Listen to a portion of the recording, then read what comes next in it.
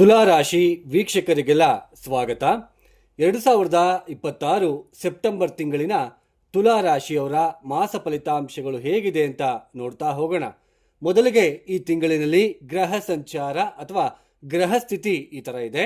ರಾಹು ಕುಂಭರಾಶಿಯಲ್ಲಿ ಸಂಚಾರ, ಶನಿ ವಕ್ರಿಯಾಗಿ ಮೀನ ರಾಶಿಯಲ್ಲಿ ಸಂಚಾರವನ್ನ ಮಾಡ್ತಾ ಇದ್ದಾರೆ, ಕೇತು ಸಿಂಹ ರಾಶಿಯಲ್ಲಿ ಸಂಚಾರ, ಗುರು ಕರ್ಕಾಟಕ ರಾಶಿಯಲ್ಲಿ ಆಶ್ಲೇಷ ನಕ್ಷತ್ರದಲ್ಲಿ ಸಂಚಾರವನ್ನ ಮಾಡ್ತಾ ಇದ್ದಾರೆ.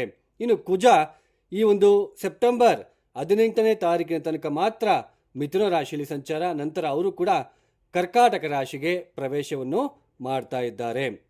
ಇನ್ನು ಸೂರ್ಯ ಸೆಪ್ಟೆಂಬರ್ 17ನೇ ತಾರೀಕಿನ ತನಕ ಮಾತ್ರ ಸಿಂಹ ರಾಶಿಯಲ್ಲಿ ಸಂಚಾರ, ನಂತರ ಕನ್ಯಾ ರಾಶಿಗೆ ಪ್ರವೇಶವನ್ನು ಮಾಡಿ ಸಂಚಾರವನ್ನು ಪ್ರಾರಂಭ ಮಾಡ್ಕೊಳ್ತಾ ಇದ್ದಾರೆ. ಅಂದರೆ ನಿಮ್ಮ ಜನ್ಮರಾಶಿಯಿಂದ ವ್ಯಯಸ್ಥಾನಕ್ಕೆ ಸೂರ್ಯನ ಪ್ರವೇಶ, ವಕ್ರಿ ಶನಿಯ ದೃಷ್ಟಿ ಬೀಳ್ತಾ ಇರುತ್ತೆ. ಸೊ ಮುಂದಕ್ಕೆ ಎಕ್ಸ್ಪ್ಲೈನ್ ಮಾಡ್ತಾ ಹೋಗ್ಬೇಕಾದ್ರೆ ನಿಮಗೆ ಅರ್ಥ ಆಗ್ತಾ ಹೋಗುತ್ತೆ. ನಿಮಗೆ ಇನ್ನು ಬುಧ ಸೆಪ್ಟೆಂಬರ್ 7ನೇ ತಾರೀಕಿನ ತನಕ ಸಿಂಹರಾಶಿಯಲ್ಲಿ ಸಂಚಾರ, ನಂತರ ಕನ್ಯಾ ರಾಶಿಗೆ ಬರ್ತಾರೆ. ಸೆಪ್ಟೆಂಬರ್ 26ನೇ ತಾರೀಕು ಮತ್ತೆ ತುಲಾ ರಾಶಿಗೆ ಬುಧನ ಪ್ರವೇಶ ಆಗ್ತಾ ಹೋಗುತ್ತೆ.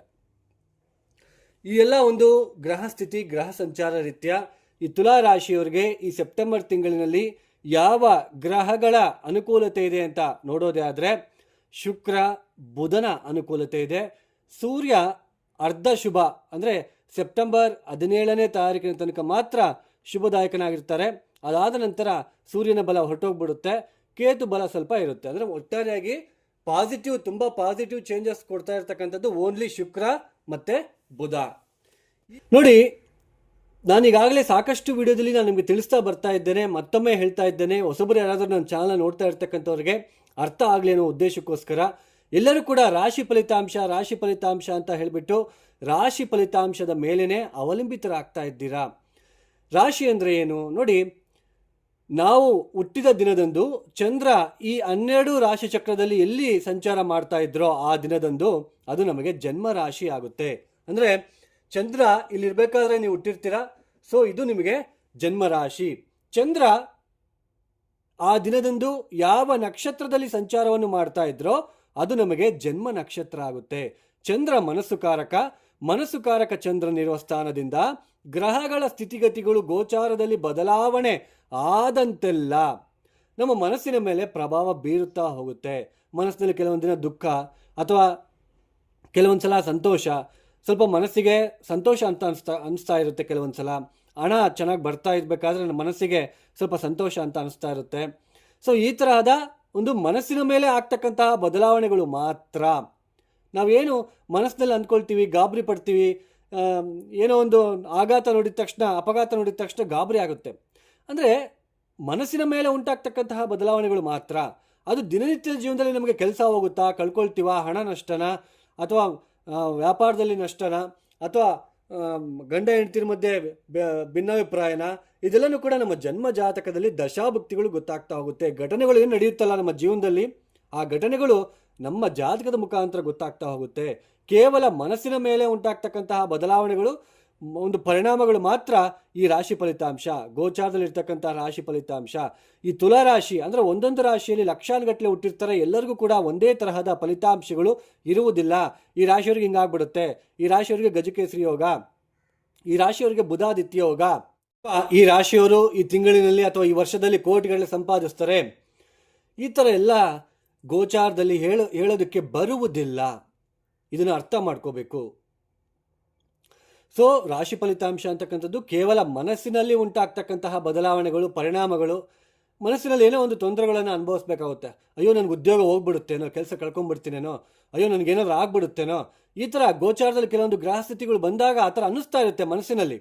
ಬಟ್ ಆ ಘಟನೆ ನಡಿಬೇಕಲ್ಲ, ನೀವು ಅಂದ್ಕೊಂಡಿದ್ದು ಅಥವಾ ನೀವು ಗಾಬರಿ ಪಡ್ತಾ ಇರೋದು ಆಗಬೇಕಲ್ವಾ, ಅದು ಜನ್ಮ ಜಾತಕದ ಮುಖಾಂತರ ಮಾತ್ರ ಗೊತ್ತಾಗುತ್ತೆ. ಸ್ನೇಹಿತರೆ, ಅರ್ಥ ಮಾಡ್ಕೊಳ್ಳಿ. ಯಾಕೆಂದರೆ ಇದನ್ನೆಲ್ಲ ಹೇಳೋವಂಥ ಅವಶ್ಯಕತೆ ಇರೋದಿಲ್ಲ. ಬಟ್ ನಾನು ಯಾಕೆ ಹೇಳ್ತಾ ಇದ್ದೀನಿ ಅಂದರೆ ಎಲ್ಲರಿಗೂ ಕೂಡ ಅರ್ಥ ಆಗಬೇಕು.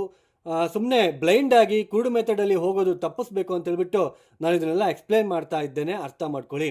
ಈ 2026 ಸೆಪ್ಟೆಂಬರ್ ತಿಂಗಳಿನಲ್ಲಿ ತುಲಾ ರಾಶಿಯವರಿಗೆ ಮುಖ್ಯವಾಗಿ ದಶಮ ಸ್ಥಾನದಲ್ಲಿ, ಕೇಂದ್ರ ಸ್ಥಾನದಲ್ಲಿ, ನಿಮ್ಮ ಜನ್ಮ ರಾಶಿಯಿಂದ, ನಿಮ್ಮ ಮನಸ್ಸಿನಿಂದ ದಶಮ ಸ್ಥಾನದಲ್ಲಿ ಗುರು ಬಂದಾಗ, ಅದು 6ನೇ ಮನೆ ಅಧಿಪತಿ ಆಗಿರೋದ್ರಿಂದ ದಶಮ ಸ್ಥಾನದಲ್ಲಿ ಸಂಚಾರ ಮಾಡಬೇಕಾದ್ರೆ ಏನಾಗುತ್ತೆ ಅಂತಂದರೆ ಉದ್ಯೋಗದಲ್ಲಿ ಕಿರಿಕಿರಿ, ಮನೆಯಲ್ಲಿ ನೆಮ್ಮದಿ ಕಡಿಮೆ ಆಗ್ತಕ್ಕಂಥದ್ದು. ಅಂದರೆ ಉದ್ಯೋಗ ಮಾಡ್ತಕ್ಕಂತಹ ಸ್ಥಳದಲ್ಲಿ ಕೆಲಸ ಜಾಸ್ತಿ ಮಾಡಬೇಕಾಗಿರೋ ಪರಿಸ್ಥಿತಿ, ಇಬ್ಬರು ಮೂವರು ಮಾಡಬೇಕಾಗಿರೋ ಕೆಲಸ ನೀವು ಒಬ್ಬರೇ ಮಾಡಬೇಕಾಗಿರ್ತಕ್ಕಂಥದ್ದು, ವಿಶ್ರಾಂತಿ ಇಲ್ಲದೆ ಕೆಲಸ ಮಾಡ್ತಕ್ಕಂತಹ ಒಂದು ಸಮಯ ಇದಾಗಿರುತ್ತೆ. ಮತ್ತು ಗುರು 4ನೇ ಮನೆಯನ್ನು ನೋಡ್ತಾ ಇರೋದ್ರಿಂದ ಮನೆಯಲ್ಲಿ ಹಿರಿಯರ ಆರೋಗ್ಯದ ವಿಚಾರದಲ್ಲಿ ತೊಂದರೆಗಳಾಗಿರ್ಬೋದು, ಅಥವಾ ತಾಯಿ ಜೊತೆ ಭಿನ್ನಾಭಿಪ್ರಾಯಗಳಾಗಿರ್ಬೋದು.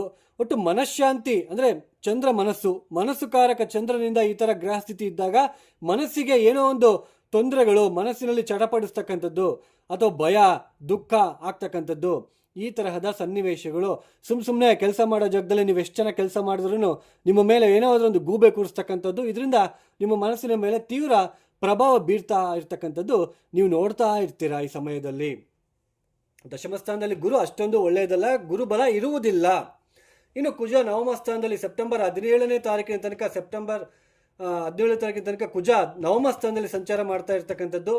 ಇದು ಕೂಡ ಅಷ್ಟೊಂದು ಒಳ್ಳೆಯದಲ್ಲ. ಸೋದರ ಒಂದು ಆಸ್ತಿ ವಿಚಾರದಲ್ಲಾಗಿರ್ಬೋದು, ತಂದೆಯ ಒಂದು ಜೊತೆ ಆಗಿರ್ಬೋದು, ಸ್ವಲ್ಪ ಜಗಳಗಳು, ಸೋದರರ ಜೊತೆ ಭಿನ್ನಾಭಿಪ್ರಾಯಗಳಾಗಿರಬಹುದು, ಅಥವಾ ಪ್ರಾಪರ್ಟಿ ರಿಲೇಟೆಡ್ ಆಸ್ತಿಗೆ ಸಂಬಂಧಪಟ್ಟಿರ್ತಕ್ಕಂಥ ವಿಚಾರದಲ್ಲಿ ಸ್ವಲ್ಪ ನೋವುಂಟಾಗ್ತಕ್ಕಂತಹ ಘಟನೆಗಳು ನಡೀತಾ ಇರ್ತಕ್ಕಂಥದ್ದು ನೀವು ನೋಡ್ತಾ ಇರ್ತೀರಾ.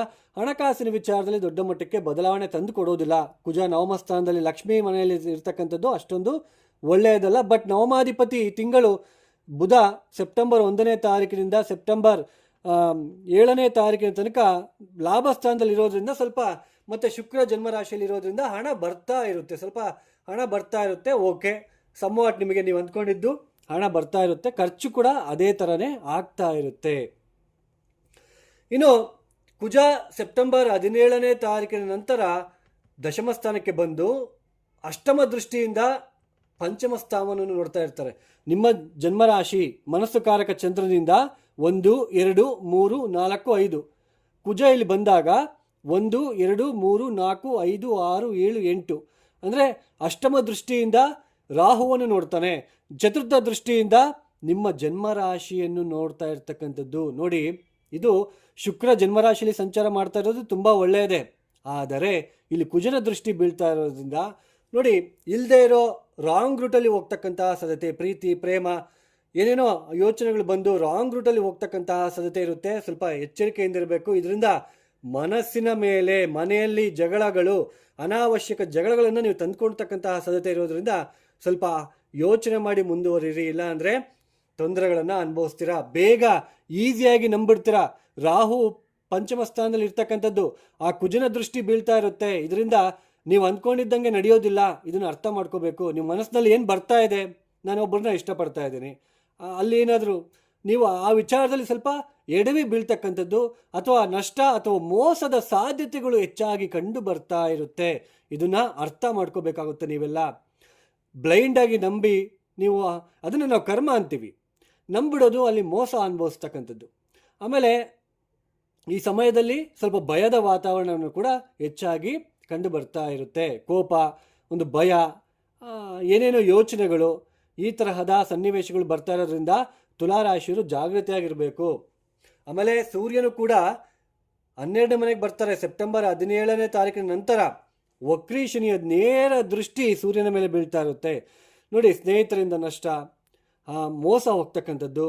ಆಮೇಲೆ ಆರೋಗ್ಯದಲ್ಲಿ, ದಿನನಿತ್ಯದ ಜೀವನದಲ್ಲಿ ಆರೋಗ್ಯ ಅಂತ ಇರುತ್ತೆ ನೋಡಿ, ಆರೋಗ್ಯದ ವಿಚಾರದಲ್ಲೂ ಕೂಡ ಸ್ವಲ್ಪ ತೊಂದರೆಗಳು, ಎದೆ ನೋವಾಗಿರ್ಬೋದು, ಅಥವಾ ಏನಾದರೂ ಒಂದು ತೊಂದರೆಗಳು, ಉಸಿರಾಟಕ್ಕೆ ತೊಂದರೆಗಳಾಗಿರ್ಬೋದು. ಒಟ್ಟು ದಿನನಿತ್ಯದ ಜೀವನದಲ್ಲಿ ಸ್ವಲ್ಪ ಕಾನ್ಫ್ಲಿಕ್ಟ್ಸ್, ವಿವಾದಗಳನ್ನು ನೋಡ್ತಕ್ಕಂತಹ ಸಾಧ್ಯತೆಗಳು ಹೆಚ್ಚಾಗಿ ಕಂಡು ಬರ್ತಾ ಇರುತ್ತೆ. ಈ ಒಂದು ಸಮಯದಲ್ಲಿ ಸ್ವಲ್ಪ ಯೋಚನೆ ಮಾಡಿ ಮುಂದುವರಿಯುವುದು ಉತ್ತಮ. ಇಲ್ಲಾಂದರೆ ಸ್ವಲ್ಪ ಅನಾನುಕೂಲತೆಗಳನ್ನು ತಂದುಕೊಡ್ತೀರಾ. ಆಮೇಲೆ ಸರ್ಕಾರಿ ಕೆಲಸದಲ್ಲಿರ್ತಕ್ಕಂಥವ್ರಿಗೂ ಕೂಡ ಆಕಸ್ಮಿಕವಾಗಿ ಸ್ಥಾನ ನಷ್ಟ ಅಥವಾ ಅವಮಾನಗಳು ಎದುರಾಗ್ತಕ್ಕಂಥದ್ದು, ಕೆಲಸ ಮಾಡೋ ಜಾಗದಲ್ಲೂ ಕೂಡ ನಿಮ್ಮ ಮೇಲೆ ಗೂಬೆ ಕೂರಿಸ್ತಕ್ಕಂಥದ್ದಾಗಿರ್ಬೋದು, ನಿಮ್ಮ ಹೈಯರ್ ಆಫೀಸರ್ಸ್ಗೆ ನಿಮ್ಮ ಮೇಲೆ ಚಾಡಿಗಳನ್ನು ಹೇಳ್ತಕ್ಕಂಥದ್ದಾಗಿರ್ಬೋದು. ಈ ತರಹದ ಸನ್ನಿವೇಶಗಳು ಒದಗಿ ಬರ್ತಕ್ಕಂಥದ್ದು ಇರುತ್ತೆ. ಸ್ವಲ್ಪ ಹುಷಾರಾಗಿರಬೇಕು. ಶತ್ರುಗಳ ವಿಚಾರದಲ್ಲಿ, ಕೋರ್ಟ್ ಕಚೇರಿಯಲ್ಲಿ ಯಾರೆಲ್ಲ ಅಲ್ದಾಡ್ತಾ ಇರ್ತೀರೋ ನೋಡಿ, ಅವ್ರಿಗೆಲ್ಲನೂ ಕೂಡ ಸ್ವಲ್ಪ ತೊಂದರೆಗಳು. ಆಮೇಲೆ ಸ್ನೇಹಿತರನ್ನು ನಂಬಿ ಮೋಸ ಹೋಗ್ತಕ್ಕಂಥದ್ದು, ಇದೆಲ್ಲನೂ ಕೂಡ ತುಲಾರಾಶಿಯವರಲ್ಲಿ ಕಂಡು ಬರ್ತಾ ಇರೋದ್ರಿಂದ ಎಚ್ಚರಿಕೆಯಿಂದ ಇರೋದು ತುಂಬ ಉತ್ತಮ. ನಿಮಗೆ ಜನ್ಮರಾಶಿಯಲ್ಲಿ ಶುಕ್ರ ಇರೋದು ಒಳ್ಳೆಯದು. ಒಳ್ಳೆ ಸಂತೋಷ, ಅಟ್ರಾಕ್ಷನ್ ಕೊಡ್ತಾನೆ, ಆಕರ್ಷಣೆ ಕೊಡ್ತಾನೆ, ಮತ್ತಾಮೇಲೆ ಸಂತೋಷಕರವಾಗಿರ್ತಕ್ಕಂಥ ಕ್ಷಣಗಳನ್ನು ತಂದು ಕೊಡ್ತಾನೆ. ಅದೆಲ್ಲ ಓಕೆ, ಹಣ ಚೆನ್ನಾಗಿರುತ್ತೆ. ಬಟ್ ನೀಚ ಕುಜನ ದೃಷ್ಟಿ ಸೆಪ್ಟೆಂಬರ್ 17ನೇ ತಾರೀಕಿನ ನಂತರ ಶುಕ್ರನ ಮೇಲೆ ಬೀಳ್ತಾ ಇರೋದು ಅಷ್ಟೊಂದು ಒಳ್ಳೆಯದಲ್ಲ. ಇಲ್ಲದೇ ಇರೋ ಆಸೆಗಳು, ಆಕಾಂಕ್ಷೆಗಳು ಇದೆಲ್ಲನೂ ಕೂಡ ಕ್ರಿಯೇಟ್ ಆಗ್ತಾ ಹೋಗುತ್ತೆ. ನೆಗೆಟಿವ್ ಕಡೆ ಹೋಗುತ್ತೆ ಮೈಂಡು. ಯಾವುದು ತಪ್ಪು ಅಂತ ಗೊತ್ತಿರುತ್ತೋ ಅದ್ರ ಬಗ್ಗೆನೇ ನಾವು ಯೋಚನೆ ಮಾಡಿ ಅದನ್ನು ಇನ್ವಾಲ್ವ್ಮೆಂಟ್ ತಗೊಂಡು ಅಲ್ಲಿ ಹೋಗಿ ಮೋಸ ಹೋಗಿ ಬರ್ತಕ್ಕಂಥದ್ದು. ಈ ಥರದ ಸನ್ನಿವೇಶಗಳು ಇರೋದ್ರಿಂದ ಸ್ವಲ್ಪ ಯೋಚನೆ ಮಾಡಬೇಕು. ನೀವು ತುಲಾರಾಶಿಯವರು ಸ್ವಲ್ಪ ಆದಷ್ಟು ಕೇರ್ ತಗೋಬೇಕು. ಇಲ್ಲ ಅಂತಂದರೆ ನಷ್ಟಗಳು, ಸ್ವಲ್ಪ ತೊಂದರೆಗಳನ್ನು ಅನುಭವಿಸ್ಬೇಕಾಗುತ್ತೆ. ಹುಷಾರಾಗಿರಬೇಕು. ಆರೋಗ್ಯದ ವಿಚಾರದಲ್ಲಿ ಜಾಗೃತಿಯಾಗಿರಬೇಕು. ಎಸ್ಪೆಷಲಿ ಎದೆ ನೋವು, BP ವಿಚಾರ ಆಗಿರ್ಬೋದು. ಈ ಥರ ಯಾರೆಲ್ಲ ನೀವು ನೋವು ಪಡ್ತಾ ಇದ್ದೀರಾ, ಸ್ವಲ್ಪ ಹುಷಾರಾಗಿ ಇರೋದಕ್ಕೆ ಪ್ರಯತ್ನ ಮಾಡಿ. ದಿನನಿತ್ಯದ ಜೀವನದಲ್ಲಿ ಸ್ವಲ್ಪ ಕಿರಿಕಿರಿ ಅಂತ ಅನ್ನಿಸ್ತಾ ಇರುತ್ತೆ. ಏನಾದರೂ ಒಂದು ಕಿರಿಕಿರಿ ಬರ್ತಾ ಇರ್ತಕ್ಕಂಥದ್ದು, ನಿದ್ರಾಹೀನತೆಯೂ ಕೂಡ ಹೆಚ್ಚಾಗಿ ಕಂಡು ಬರ್ತಾ ಇರುತ್ತೆ. ನಿದ್ದೆ ಬಾರದೇ ಇರತಕ್ಕಂಥದ್ದು ಈ ಸಮಯದಲ್ಲಿ ನಿಮಗೆ ಬರ್ತಾ ಇರುತ್ತೆ. ಒಟ್ಟಾರೆಯಾಗಿ ತುಲಾರಾಶಿಯವರು ತಪ್ಪದೆ ನೀವು ಮಾಡಬೇಕಾಗಿರೋ ಕೆಲಸ ಕುಜ ಶಾಂತಿ, ಸ್ಕಂದ, ಎಲ್ಲರೂ ಸಾಮೂಹಿಕವಾಗಿ ಸ್ಕಂದ ಹೋಮವನ್ನು ಮಾಡ್ತಾ ಇರ್ತಾರೆ. ಸ್ಕಂದ ಹೋಮವನ್ನು ಮಾಡಿಸ್ಕೊಳ್ಳೋದಕ್ಕೆ ಪ್ರಯತ್ನ ಮಾಡಿ. ಪತಿ ಪತ್ನಿಯರಲ್ಲೂ ಕೂಡ ತೊಂದರೆಗಳು, ಏನಾದರೂ ಒಂದು ತೊಂದರೆಗಳನ್ನು ನೀವೇ ಹೋಗಿ ತಪ್ಪಲ್ಲಿ ಸಿಲುಕಿ ಒದ್ದಾಡ್ತಕ್ಕಂಥದ್ದು ಇರೋದ್ರಿಂದ ಸ್ಕಂದ ಹೋಮ ಅಥವಾ ಪ್ರತಿ ಮಂಗಳವಾರ ಸುಬ್ರಹ್ಮಣ್ಯನಿಗೆ ಅಭಿಷೇಕ ಮತ್ತು 108 ಪ್ರದಕ್ಷಿಣೆ ಮಾಡ್ತಕ್ಕಂಥದ್ದು. ಆಮೇಲೆ ಪ್ರತಿನಿತ್ಯ ಕಾಲಭೈರವ ಗಾಯತ್ರಿ ಮಂತ್ರ ಪಾರಾಯಣ. ಯಾಕೆಂದರೆ ವಕ್ರೀ ಶನಿಯ ದೃಷ್ಟಿ ಸೂರ್ಯನ ಮೇಲೆ ಇರೋದ್ರಿಂದ ಕಾಲಭೈರವ ಗಾಯತ್ರಿ ಮಂತ್ರ ಮತ್ತು ಕಾಗೆಗಳಿಗೆ ಏನಾದರೂ ರೊಟ್ಟಿಯನ್ನು ಅವ್ರು ದಿನ ಏನಾದರೂ ಒಂದು ತಿನ್ನೋದಕ್ಕೆ ಆಹಾರವನ್ನು ಕೊಡ್ತಾ ಇದ್ದರೆ ಸ್ವಲ್ಪ ಹೆಲ್ಪ್ಫುಲ್ ಆಗ್ತಾ ಇರ್ತಕ್ಕಂಥದ್ದು ನೀವು ನೋಡ್ತೀರಾ. ಸುಬ್ರಹ್ಮಣ್ಯನಿಗೆ 108 ಪ್ರದಕ್ಷಿಣೆ ಮಾಡಿ ತಪ್ಪದೆ. ಯಾರೆಲ್ಲ ಈ ವಿಡಿಯೋನ ನೋಡ್ತಾ ಇದ್ದೀರಾ, ನಿಮ್ಗೆ ಇಷ್ಟ ಆಗಿದ್ರೆ ಮಾತ್ರ ಲೈಕ್ ಮಾಡಿ, ಶೇರ್ ಮಾಡಿ, ಸಬ್ಸ್ಕ್ರೈಬ್ ಮಾಡ್ಕೊಳ್ಳಿ. ಅದರ್ವೈಸ್ ಜಸ್ಟ್ ಇಗ್ನೋರ್ ಮಾಡಿ, ಸ್ಕಿಪ್ ಮಾಡಿ. All the best. ಹೇಳ್ತಕ್ಕಂಥ ಪರಿಗಳನ್ನು ಮಾಡ್ಕೊಳ್ಳಿ. ಸರ್ವೇ ಜನ ಸುಖಿನೋ ಭವಂತು. ಧನ್ಯವಾದಗಳು. ಜೈ ಶ್ರೀರಾಮ್.